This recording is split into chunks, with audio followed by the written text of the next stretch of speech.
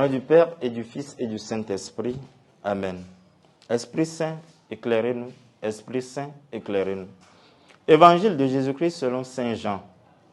Le soir venu, les disciples de Jésus descendirent jusqu'à la mer. Ils s'embarquèrent pour gagner Capharnaüm sur l'autre rive. C'était déjà les ténèbres et Jésus n'avait pas encore rejoint les disciples. Un grand vent soufflait et la mer était agitée. Les disciples avaient ramé sur une distance de 25 ou 30 stades, c'est-à-dire environ 5000 mètres. Lorsqu'ils virent Jésus qui marchait sur la mer et s'approchait de la barque, alors il fut saisi de peur. Mais il leur dit, « C'est moi, n'ayez pas peur. » Les disciples voulaient le prendre dans la barque. Aussitôt, la barque toucha terre là où il se rendait. Acclamons la parole de Dieu. Louange à toi, Seigneur Jésus.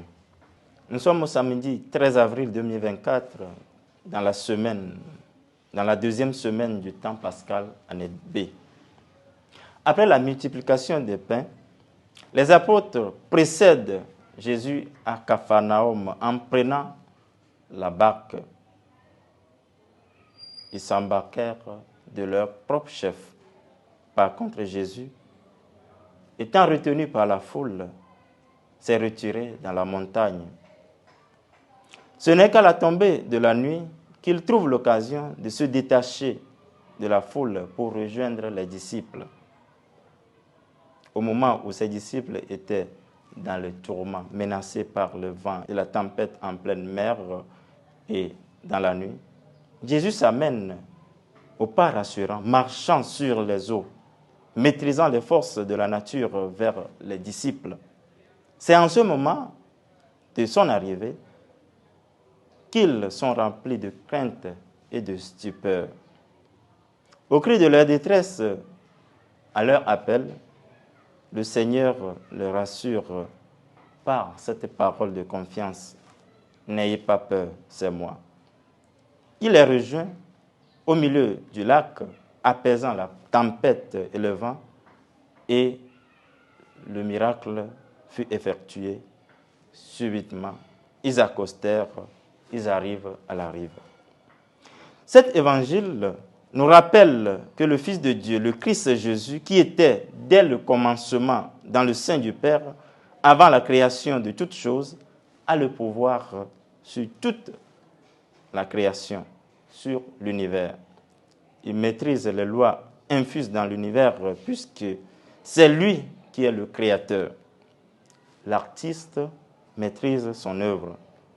Ceci nous pousse à lui faire confiance, à ne pas avoir peur, à adhérer en sa parole.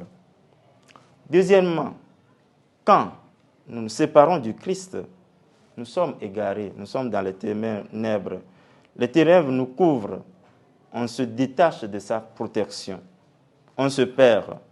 C'est le règne de nos désirs, de nos volontés de puissance, de nos opinions, de nos pensées. C'est la nuit dans notre vie.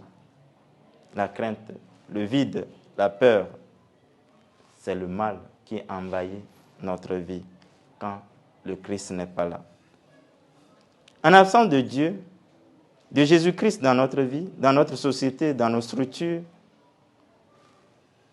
cela court à la perdition. Mais étant donné que Dieu est toujours prêt à nous faire signe pour nous renouveler en lui, nous sommes invités à renouveler notre confiance en lui.